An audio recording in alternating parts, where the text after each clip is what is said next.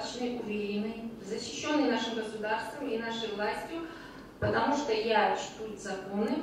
В социальной сети Facebook, ну, это была пятница, я помню, было очень много работы, которая была связана с нашей подготовкой. Мы тогда делали праздник к 90-летию столицы, у нас было мероприятие большое, и очень много было ответственных лиц по решению мэра города, которые должны были помогать нам в этом. Ни до кого я не могу дозвониться, в пятницу, вот мертвый день. И как-то вот в эмоциях я написала в сети Facebook, что ни до кого невозможно дозвониться, все ушли в мечеть, и лучше бы так работали усердно, как они молятся. Тогда на меня посыпались и, значит, угрозы в личку, комментарии, осуждающие, что я затрагиваю чувства верующих.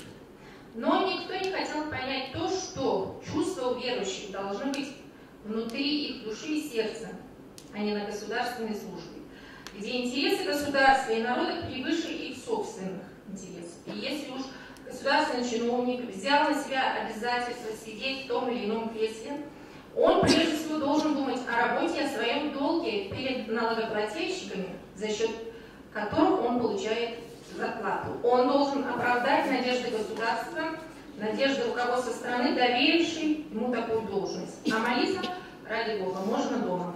Жилье и именно твердость моего духа. در همین جامعه مناسبت‌های جندری هم در زیر تأثیر اسلام تشکل یافتند. برای این وقتی که همین مناسبتی پس رفته که امروز مرد تاجر نسبت به زن دارد، این در طول هزار سال زاده حضرت در زیر تأثیر ایدئولوژی همین اسلامی پس رفته تشکل یافته است. و تاجیک اصلی 21 جامعه صدر یافته است، زمان دیگرش است، یکی مردی تاجیک اصل 21 در دایره تفکری اصلی هستی عرب اندیشه می‌رود. Вот я бы хотела бы спросить, как вы рассматриваете государственную службу? Вот если человек зашел на государство, вот устроился этой работы министром, он что, должен поменять свои убеждения, что ли? Вот нет, он не должен поменять убеждения, но это его убеждение, его личное дело, а не общественное дело. Он занимается общественным креслом, он занимается государственным креслом. Он должен прежде всего пропагандировать ценности это светского государства. Да, свой зарплату. Да.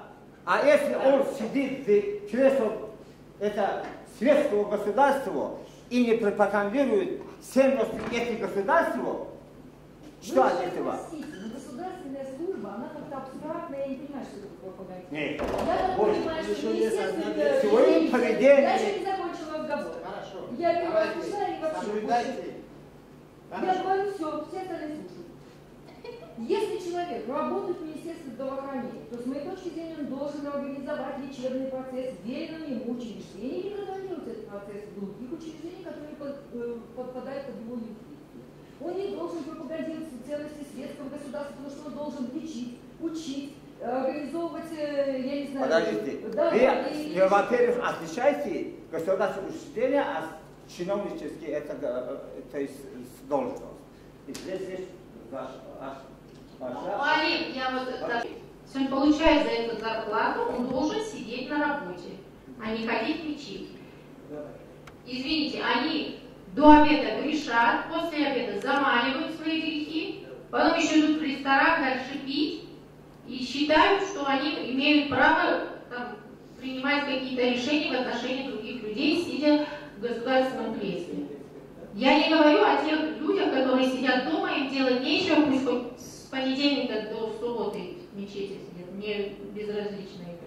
Но те, кто сидят на государственной службе, должны находиться на работе, а не в мечети. Вот моя точка. Я в этом не считаю себя виновной, почему я должна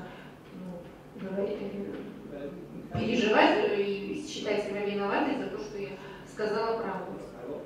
8-часовой рабочий день, будьте добры быть на работе.